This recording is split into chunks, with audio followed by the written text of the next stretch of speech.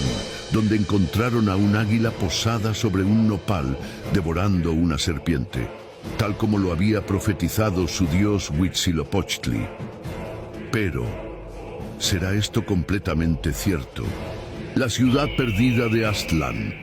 Según las leyendas, los aztecas llegaron al Valle de México desde una tierra mítica llamada Aztlán, una isla paradisíaca que hasta hoy no ha sido encontrada. Algunos creen que podría estar oculta en algún lugar de Mesoamérica o incluso que no pertenecía a este mundo.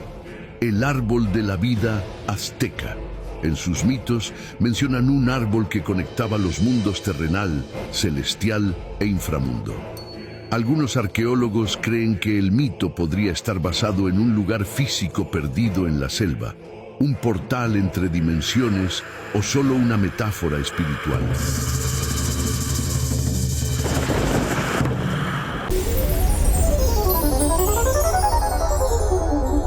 ¿Qué ocurrió con Jesús durante los 17 años que desapareció de la historia? Desde que Jesús tenía 12 años y sorprendió a los sabios en el templo de Jerusalén, hasta que comenzó su ministerio a los 30, no hay rastro de su vida. Pero, ¿y si te dijera que esos años ocultos podrían haber sido la clave para entender su poder? En 1894, un escritor llamado Nicolás Notovich reveló un increíble hallazgo: antiguos manuscritos tibetanos que hablaban de un profeta palestino llamado Isa, cuyas enseñanzas coincidían sorprendentemente con las de Jesús. Según estos textos, Jesús habría viajado a la India y al Tíbet para estudiar y aprender sobre los grandes maestros budistas.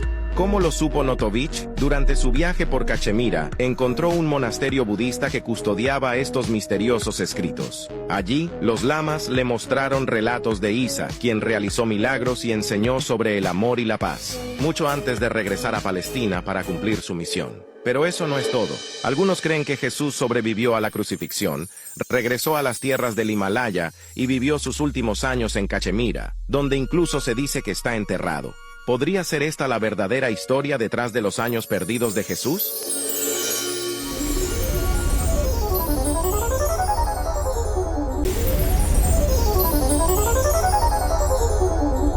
¿Qué ocurrió con Jesús durante los 17 años que desapareció de la historia? Desde que Jesús tenía 12 años y sorprendió a los sabios en el templo de Jerusalén, hasta que comenzó su ministerio a los 30, no hay rastro de su vida. Pero, ¿y si te dijera que esos años ocultos podrían haber sido la clave para entender su poder? En 1894, un escritor llamado Nicolás Notovich reveló un increíble hallazgo: antiguos manuscritos tibetanos que hablaban de un profeta palestino llamado Isa, cuyas enseñanzas coincidían sorprendentemente con las de Jesús. Según estos textos, Jesús habría viajado a la India y al Tíbet para estudiar y aprender sobre los grandes maestros budistas. ¿Cómo lo supo Notovich? Durante su viaje por Cachemira, encontró un monasterio budista que custodiaba estos misteriosos escritos. Allí, los lamas le mostraron relatos de Isa, quien realizó milagros y enseñó sobre el amor y la paz, mucho antes de regresar a Palestina para cumplir su misión. Pero eso no es todo. Algunos creen que Jesús sobrevivió a la crucifixión, regresó a las tierras del Himalaya y vivió sus últimos años en Cachemira, donde incluso se dice que está enterrado. ¿Podría ser esta la verdadera historia detrás de los años perdidos de Jesús?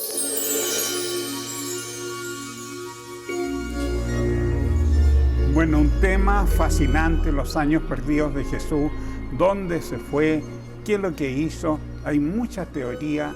Yo personalmente he leído muchos libros maravillosos de dónde estuvo Jesús aprendiendo. Algunos dicen que Grecia, otros dicen que el Tíbet, otros de la India. Bueno, de eso y mucho más vamos a hablar con nuestra querida Blanche hoy día aquí, acompañado también por el Sultán de México.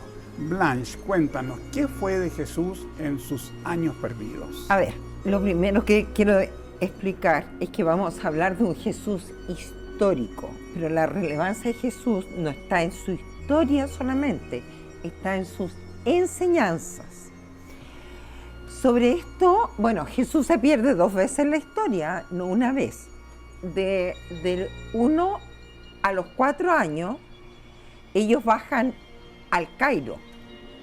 Cuando uno va a Egipto, antes de, digamos que esto es bien interesante, tú sabes que en el camino hay una como un lago pequeño, y los egipcios cuentan que ahí estuvo María y Jesús, y que había un lago muy pequeñito. Y después que ellos pasaron, el lago creció. Eso está escrito en Egipto. Y uno llega al Cairo, y hay una iglesia en la ciudad vieja del Cairo, en los cuales Jesús llega ahí, la Sagrada Familia. ¿Por qué es tan relevante esto en la historia? Ahí está el mapa de Ahí Nazaret, está el mapa. el desierto, ¿Ya? las pirámides. Exactamente. Uno llega, Jesús llegaría, la Sagrada Familia llegaría al Cairo, ¿ya? En el Cairo, que esto no se conoce mucho en Chile, la iglesia es súper pequeña. Y ustedes saben que hay un pie chiquitito en una piedra muy antigua y dicen que es de Jesús. Ellos adoran a Jesús en esa parte del Cairo, ¿ya? Y dicen que él puso su pie ahí y que ese sería el pie de Jesús. Entonces, los primeros 4 años, él pasa en Egipto. El Cairo. Ya, que entre paréntesis, el conocimiento de los egipcios era brutal. Luego, ellos vuelven cuando muere Herodes, y a los 12 años aparece de nuevo Jesús. En esta aparición, a los papás se les pierde en Jerusalén. Tanto María como José toman la caravana de vuelta a Nazaret, y ellos pensaban que Jesús iba con los niños, y Jesús no. Jesús estaba predicando y enseñando en el templo. Y ahí está Nazaret, de donde es él. Uno baja un poco y está Jerusalén. Esa es la segunda y gran aparición histórica. Pero resulta que ahí se hunde la figura histórica de Jesús para aparecer cuando tenía 30 años. Y de acá hay miles de teorías. Ustedes acaban de nombrar a Nonotov, que fue un escritor que efectivamente fue a Nepal, ¿ya? ¿Por qué Nepal? Porque en Nepal hay un escrito que es cierto, que dice que hubo un hombre que venía de una antigua Palestina y que se llamaba Isa. Pero se comprobó que Nonotov era un tipo que vendió esto para tener dinero, porque estaba en ruinas. Entonces él creó toda una leyenda. Pero lo que no es leyenda es en el templo. Templo que históricamente es preparado por los budistas para hacer imposición de manos y mejorar a las personas. Entonces, si efectivamente Jesús hubiese ido a Nepal, tenemos un problema súper grande históricamente. Son 1.200 kilómetros. ¿Ya? Si alguien camina 30 días, lo hace en un mes y fracción. El problema es que el único camino a India es a través de Arabia. Y Arabia tiene un desierto. El problema es que cómo cruzó Jesús el desierto en ese tiempo, porque la gente palestina era enemigo total. Entonces, ¿qué se cree? Que si él hubiese cruzado, lo matan. Lo matan de todas maneras, ya. Pero vamos a suponer que cruzó.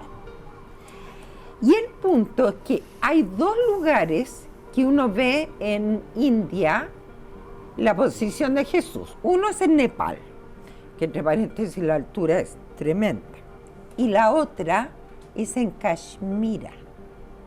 En Kashmira hay una casa que se llama Rosabal, que uno la visita, y que dicen les comentamos que acá esta entrada a Rosabal vale $200 y que Jesús murió acá a los 120 años.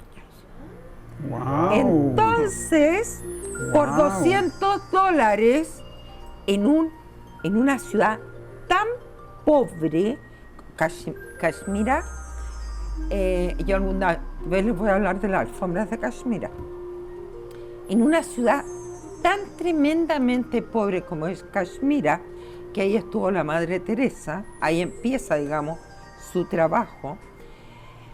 Uno dice, analiza esto, $200 por 400 a 1000 Rupias. no, turistas. ¿Turista al año o Diario. diario? Por Diario, 400 sí. turistas Figúrense, están diciendo que ahí murió Jesús. Entonces sacan $200.000 al día. Entonces ahí es donde uno se pierde. Uno dice, no. Ahora, históricamente la muerte de Jesús, por otra parte, está probada por dos escritores. Uno que es Flavio Josefo y el otro que es Tácito, que entre paréntesis, Tácito no creía en nada del cristianismo, pero sí él cuenta cómo muere Jesús. Él estuvo ahí, ellos estuvieron ahí, ¿ya? ¿Y por qué crees tú que durante estos 18 años que desaparece Jesús en el Evangelio no se escribe nada y no se cuenta nada? Qué terrible lo que voy a decir. A ver, Jesús era Jesús de Nazaret. Miren, Nazaret en los tiempos de Jesús, eso se explica cuando uno va a Israel, era como la clase más baja de los palestinos. Pero se sabe que la familia de Jesús no es pobre, es trabajadora. Entonces, aunque Jesús hubiese salido sin lo que salió después, nadie lo iba a escuchar, porque en ese momento esa clase era, miren, venían los leprosos, qué terrible, venían los leprosos y venían los nazarenos. Ahora, lo más probable, sí, y esto sí que uno lo ve en Egipto, que Jesús, como él estuvo en Egipto, haya bajado de nuevo a Egipto y él haya aprendido con todos, matemáticos, eruditos, hombres de ciencia, egipcios. Ahí como que se formó, ahí es como... Ahí que- sí, en Egipto hay una columna, cuando uno va a Asuán, hay una columna que explica que Jesús estuvo ahí teniendo más o menos unos 23, 24 años.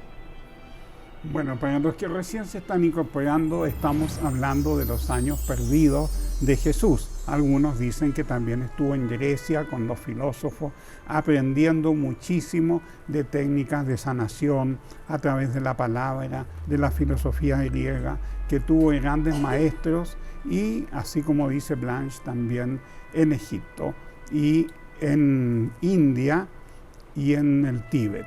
Los años perdidos de Jesús han dado origen a muchos libros, algunos históricos, otros también espirituales, y es un tema muy relevante para hablar y conocer durante esta Semana Santa. Por eso seguimos acá con ustedes hablando en el mundo extraordinario qué fue y qué pasó en los años perdidos de Jesús, donde él aprendió todo sobre la sanación y la espiritualidad. ¿Él viajó solo, Blanche? ¿O iba acompañado, tenía su compañera? A ver, nosotros los evangelios apócrifos se puede encontrar un evangelio que dice que es muy controversial, que Jesús besa a María. Esa parte del evangelio, ¿A María del evangelio, Magdalena? a María Magdalena. Esa parte del evangelio está en el Louvre, ¿ya? Es un evangelio así chiquitito. El punto es que los evangelios apócrifos fueron escritos 300 años después del nacimiento de Jesús. Por lo tanto, ningún evangelista apócrifo conoció a Jesús. Quienes lo conocieron, esos evangelios fueron quemados. ¿Y saben qué? Los quema nada más y nada menos quien hace que nazca el cristianismo, Constantino. ¿Y quién era Constantino? Constantino era un emperador romano que su madre, ella creía en Jesús. De hecho, la manda a Israel. Él la manda a Israel. Entonces, le pareció tan interesante lo que la mamá le estaba conversando que mandó a llamar a mucha gente. Y dijo, momento, acá hay cosas que nos convienen y cosas que no nos convienen. Por lo tanto, se va a quemar lo que no nos conviene y se va a dejar lo que nos conviene. De Constantino viene el Nuevo Testamento. Los evangelios apócrifos Los evangelios que se salvaron, el de Tomás y otros más. Hay muchos evangelios, el de Felipe también se salva. Sí, precioso. Y ahí nosotros conocemos en cierto evangelio apócrifo del primer siglo, de los que conocieron a Jesús, ahí nosotros sabemos que Jesús tenía familia, hermanos y hermanas, pero parte de esto eran de José, y hay un hermano de Jesús con quien él siempre viajó, atención, Santiago. Interesante. Se dice también, según algunas culturas, Blanche, que Jesús visita las Américas. En uno de los momentos yo visité Iquique y la gente en Iquique cree que Iquique es Tierra Santa y que cuando Jesús estuvo desaparecido visitó Cabancha. Ese es un dato. Sí, también en México, lo que dato. uno recorre oye, que entre paréntesis México es sumamente católico, también hay un pueblo en México que dice que ahí murió, pero Qué la muerte maravilla. de Jesús está dateada.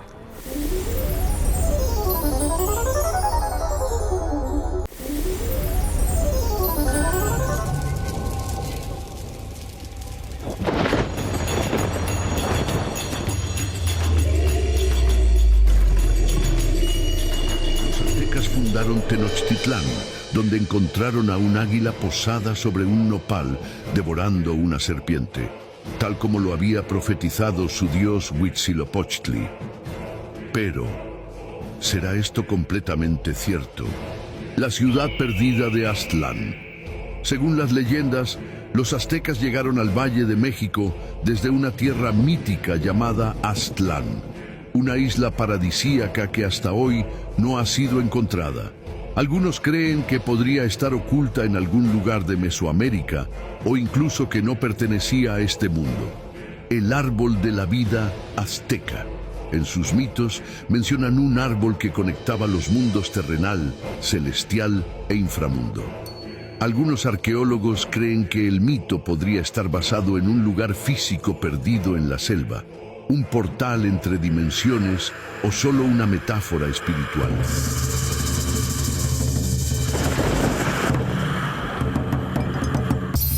Ya estamos aquí con el gran Dr. File, que es como la enciclopedia británica viva.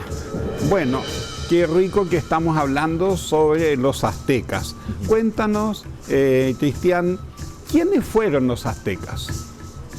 Bueno, fueron un imperio muy importante que controló entre el siglo XIV, XV, hasta la llegada de los españoles, toda la región de Mesoamérica, en gran medida donde están los mexicanos hoy día, donde está la Ciudad de México. Es muy importante, Pedro, darnos cuenta de algo que es relevante, y yo me alegro de que aquí en Te Vas, en el mundo extraordinario, podamos narrar un poco de estas grandes civilizaciones ancestrales. Esto es muy importante, Pedro, porque cuando llegaron los españoles a América, Y cuando Hernán Cortés, en ese 1519, conquista Tenochtitlán, uno tiene que decirlo, Pedro, con mucha claridad. Los españoles en gran medida sepultaron las tradiciones ancestrales de todos los pueblos originarios de América. Qué lamentable. Es lamentable porque nosotros, si queremos ser realmente una cultura chilena original y auténtica, tenemos que incorporar el aporte de los pueblos ancestrales. Si no, nunca vamos a ser verdaderos patriotas como muchos hablan por ahí. Entonces, ¿por qué también? Porque fíjate tú, cuando llegaron los españoles, en toda esta región de los aztecas, habían alrededor de 25 millones de personas, tribus. Claro, los aztecas eran los más poderosos en ese entonces, tenían a muchas. Ellos se impusieron frente a tribus agrícolas que habían. Y esas tribus agrícolas se transformaron después en tributarios de los aztecas, que fue un elemento clave que ocupó después Hernán Cortés para ir aliándose con todas estas tribus tributarias de los aztecas, y luego con el apoyo de ellos, con los españoles y el apoyo de estas tribus tributarias, invadieron y conquistaron Tenochtitlán. Pero ¿por qué? Decían que vinieron a descubrir América, cuando América, según lo que tú estás contando, estaba mucho más desarrollada que quizá Europa misma. Por cierto que sí, en muchos aspectos. Ahora, fíjate tú, Pedro, que cuando llegaron los españoles, habían 25 millones de personas más o menos en toda esta región mesoamericana. Un siglo después quedaba 1 millón. ¡Wow! ¿Ya? Pero ¿cómo y eso es son posible? cifras. Así son. Ahora, los españoles no extinguieron a todos los pueblos originarios, pero sí sepultaron su aporte cultural, sepultaron la memoria. ¿Y por qué yo hago este énfasis? Porque hoy día un esfuerzo que uno hace como investigador, como filósofo, como chileno, es para poder construir nuestra cultura original y auténtica. Porque la gente en general desconoce a los aztecas, incluso aquí en Chile, tú sabes, a los pueblos ancestrales, a los araucanos, a los mapuches y cuantos otros, prácticamente se le ha olvidado. Ayita, todo lo que es del norte, se sabe tan poco de todas esas culturas. Se sabe muy poco, entonces al menos quien habla siempre va a rescatar el aporte de los pueblos ancestrales, como los mexicas o aztecas, que fueron fantásticos, Pedro, fueron fantásticos en términos del aporte que hicieron a la humanidad, porque todo uno tiene que rescatar los aportes que hacen a la humanidad. Los aztecas, en el video introductorio, que fue donde en aquel siglo XIV se fundó Tenochtitlán, y a lo que tú señalabas, Pedro, la ciudad de Tenochtitlán llegó a tener más de 100.000 habitantes. Era una especie de Venecia de América, muy desarrollada. Pero aquí está el punto. Los pueblos ancestrales, si bien es cierto, tenían guerras, nunca llegaron a desarrollar la guerra tan brutalmente como si venían los españoles y los europeos, que ahí traían elementos de ¿cómo se llama? El metal, traían los caballos. Por lo tanto, se dan guerras acá, que son naturalmente guerras locales, pero no tan terribles como las que introdujo los españoles. Y con los españoles que llegaron también trajeron las plagas del Apocalipsis. Enfermedades, pues. Sí. Y los infectaban, y a los enfermos, desde que llegó Hernán Cortés, a los enfermos los tiraban por ahí, a los enfermos de viruela que traían los españoles y de otras tantas cosas, para contagiar. Así que también los españoles trajeron las plagas del Apocalipsis. Y muchas torturas, muchas malas costumbres, perversiones y cosas que aquí los pueblos originarios no tenían. No tenían, mira, toda la guerra siempre es bastante bárbara, pero recuerda que llegó la Inquisición con Cristóbal Colón, y cuando llega la Inquisición llega la tortura y llega cuantas otras barbaridades. Sin embargo, los españoles no extinguieron a todos los pueblos ancestrales, y por eso al menos estamos hoy día reviviendo y recuperando la memoria de los aztecas en este caso. Hablaste de la serpiente. ¿Esa serpiente se une a Quetzalcóatl, la serpiente emplumada, ese símbolo tan poderoso? Bueno, ahí entramos precisamente con Quetzalcóatl. Quetzalcóatl, Pedro, es un dios, el dios civilizador de los aztecas. Es la serpiente emplumada, que es una tradición. Y claro, después van a irrumpir, es decir, después del 1000, los mexicas se van a hacer muy poderosos, pero los mayas también estaban habitando en Guatemala. ¿Y por qué esto es relevante? Porque, según la tradición, Pedro, oye, es una figura muy importante la serpiente emplumada. Vamos a ver un video para que comprendamos mejor la historia de la serpiente emplumada Quetzalcóatl.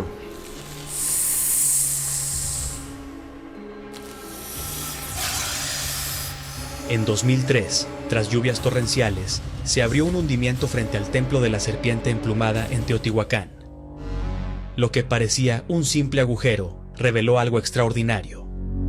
El arqueólogo Sergio Gómez y su equipo descendieron 13 metros y descubrieron un túnel de 103 metros de longitud y hasta 18 de profundidad, completamente sellado con tierra, rocas y 17 muros interiores. Ese túnel, excavado hace más de 2000 años por los teotihuacanos, no era natural. Se notan huellas de herramientas, aunque supuestamente no tenían metal, ruedas ni animales de carga. Buscaban el nivel freático, el agua sagrada del inframundo. El túnel estaba recubierto con minerales brillantes como pirita, magnetita y hematita, formando un cielo estelar subterráneo. En su interior se hallaron más de 130.000 objetos: jade, obsidiana, cerámica, madera, conchas y hasta cacao perfectamente conservado. También restos de animales como jaguares, lobos, aves y más de 30.000 semillas. A 65 metros encontraron 2 cámaras laterales y cientos de esferas metálicas.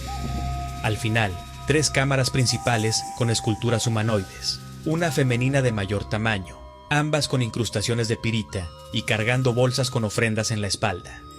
En el suelo se trazaron montañas en miniatura y se encontraron pozos con mercurio líquido, posiblemente para representar el agua del inframundo.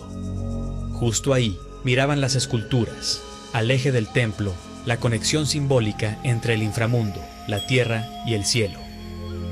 ¿Quién lo hizo? ¿Por qué fue sellado? ¿Qué intentaban proteger o invocar? Teotihuacán aún no ha dicho su última palabra.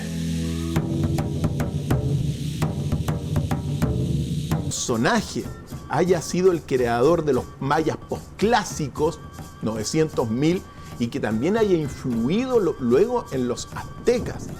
Estamos hablando también que lo que acabamos de ver, eso está en Teotihuacán. Los teotihuacanes son anteriores incluso a los aztecas. Y este video que mostramos, muy importante porque se descubrió, como decía, hace muy poco tiempo, este túnel debajo de la pirámide precisamente de Quetzalcóatl, la serpiente emplumada, que está ahí en Teotihuacán, que es la ciudad de los dioses, en la calzada de los muertos. ¿Y por qué es tan relevante también?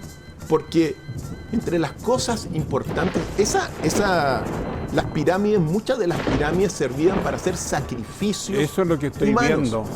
Hacían sacrificios humanos, sobre todo en México, en las pirámides. Uno tiene que entender el contexto, ¿ya? Porque el sacrificio significa entregar lo que uno más quiere para el beneficio de la comunidad. Ese es el sentido que tenían los sacrificios originales. No es una limosna, es entregar lo que uno más quiere. ¿Qué es lo que uno más quiere?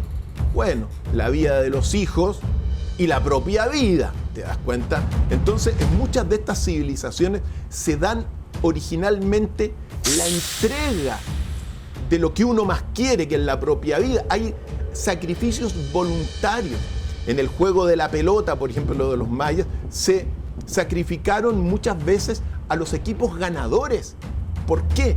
Porque hay que entregarle a los dioses lo mejor que uno tiene, ¿ya?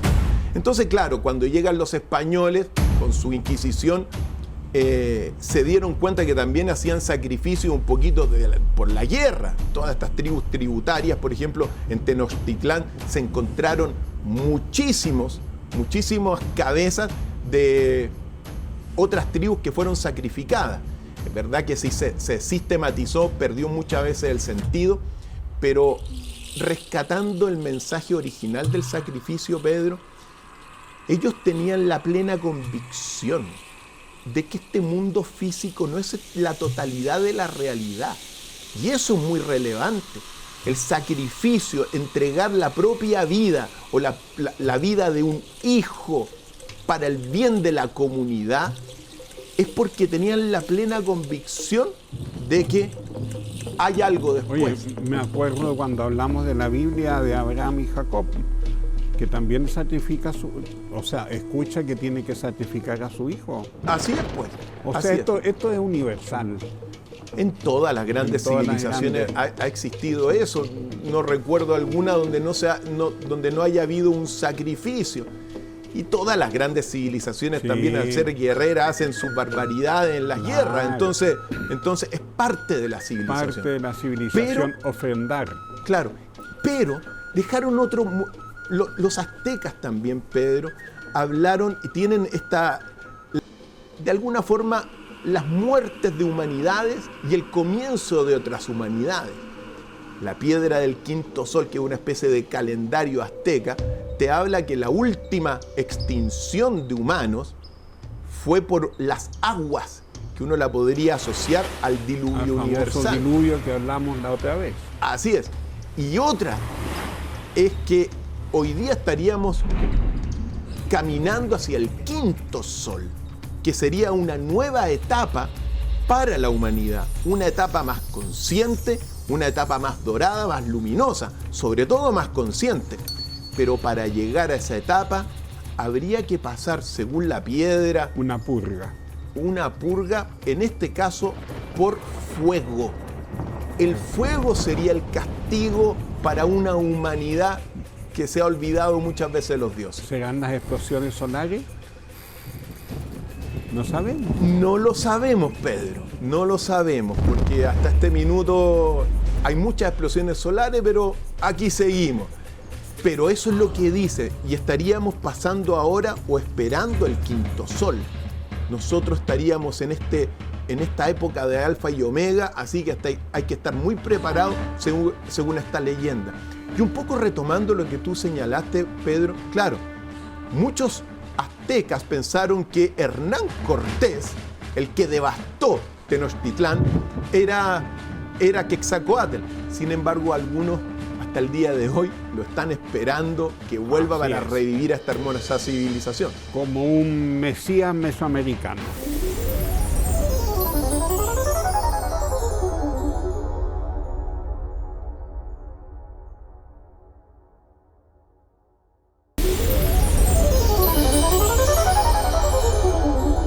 Tú contra ti, todo el rato, todo el tiempo. Luchas por hacer bien las cosas, pero luego te castigas si no sale perfecto.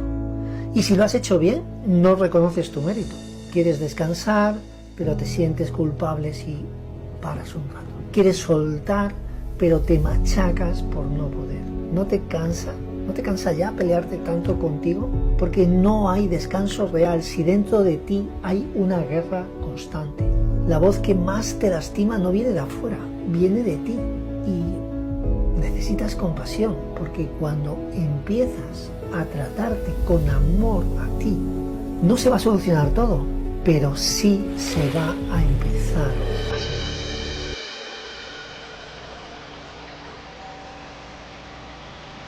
Un mundo sin compasión es una jungla. Yo los invito hoy día en el altar invisible a sentir qué es la compasión. La compasión es una forma de amor en la cual tú te pones en los zapatos del otro y puedes sentir lo que el otro siente. Bueno, como siempre vamos a partir con nuestro cristal pidiendo que la compasión sea parte de la vida cotidiana de todos los seres humanos. Este cristal entonces ahora se activa para llegar a tu casa y para que abras tu corazón y sentir el amor infinito que es la compasión. En muchas religiones se habla de compasión, en la religión católica y en el budismo también se habla de Avalokiteshvara, uno de los Budas que invita a tener compasión. ¿Qué es la compasión? Es poder darte cuenta que todos tenemos sufrimiento y sentir una cierta pena, una cierta tristeza por el dolor del otro y ver también una acción. La compasión lleva a actuar, ¿cómo puedo aliviar el dolor de la humanidad?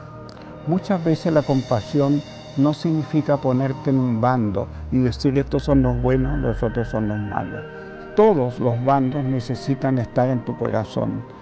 Todos necesitamos sentir compasión por los seres humanos, sobre todo en este momento de la humanidad, que hay tanta incerteza, tanto dolor, tantas lágrimas que se están derramando. Por lo menos sentir en tu corazón compasión por todos, incluso por esas personas que tú consideras que no están actuando bien, que hacen daño o que te han hecho daño a ti mismo. También sentir compasión por los enemigos, porque todos hemos tenido una infancia donde podemos haber sido dañados. Entonces la compasión es una liberación también, es una manera de cooperar en la Madre Tierra para que este sea un mundo mejor para todas las personas. La compasión no deja a nadie afuera, no excluye a nadie, no se limita a solo un par de personas. La compasión es cuando tu corazón se expande y puedes sentir ese dolor de la humanidad. ¿Y qué hacer con ese dolor? Ayudar, moverte, acción, el karma yoga, hacer algo por la humanidad, hacer todos los días algo por ese dolor que nos afecta a todos. No porque tú estás bien, el del lado no te importa su sufrimiento. No, nuestros vecinos pueden estar pasando un momento triste y tú también puedes ayudar, quizás mandando reiki, orando, pensando en que el mundo es posible que se llene de amor.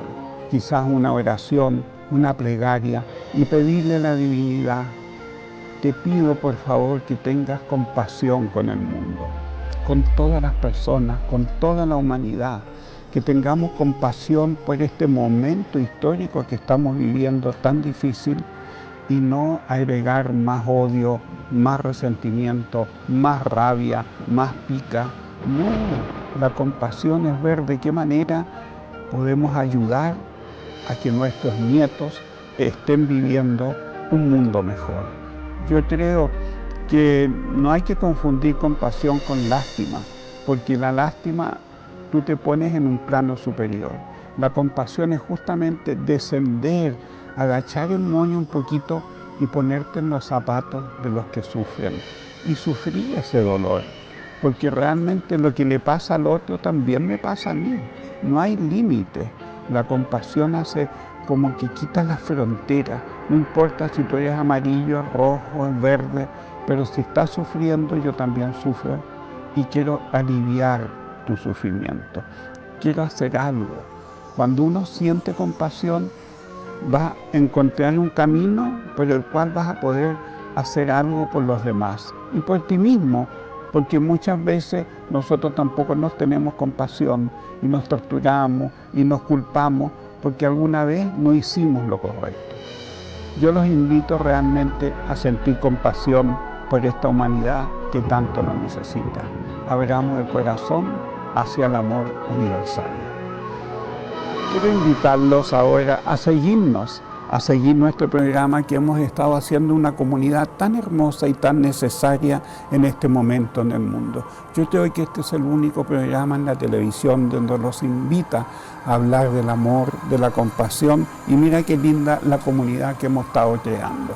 Así que los invito a seguirnos y a nuestro Instagram, y muchas gracias por su amor de abrirnos las puertas todos los días a este programa que es un granito de arena para cooperar por un mundo mejor.